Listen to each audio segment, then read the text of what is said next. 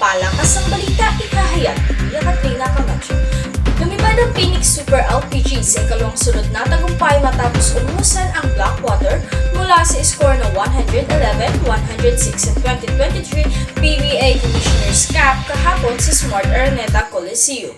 Umalagwa ang Fuel Master sa payoff period matapos ang dikdikang laban sa unang tatlong quarters para sa 3-1 na kartada. Kagagaling lang ng Phoenix sa score na 99-98 na panalo kontra sa Rain or Shine at ngayon ay solo segunda pwesto sa likod ng wala pang galos na Magnolia mula sa 4-0 kartada matapos kumalas sa Meralco at TNT Tropang Giga na may parehong 2-1 kartada.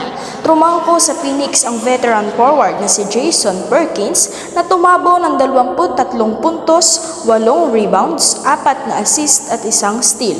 Humakot naman ng muntikang triple-double na 21 puntos, 12 rebounds at 8 assist si import Jonathan Williams. Sumalo sa balansing atake ng Fuel Masters ang kapitang si RJ Jazul kasama si Ricky Rivero, Javi Mucon at Tyler Tio na may 13 at 10 puntos ayon sa pagkakasunod-sunod.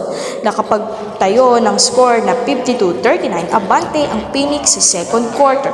Subalit muntikang makahabol ang Blackwater sa score na 76-77 papasok sa fourth quarter kung saan tuluyan ang lumayo ang Fuel Masters. Napornada ang halos triple-double na 35 puntos, 13 rebounds at 7 assists ni import Chris Ortiz sa ikatlang sunod na kabiguan ng Blackwater. Maging ang tig 12 puntos ni RK Ilagan at Christian David Patina ang 11 at 10 markers ni Ray Suerte at Ato Ular ayon sa pagkakasunod-sunod para sa bossing na nalaglag sa 1-3 kartada.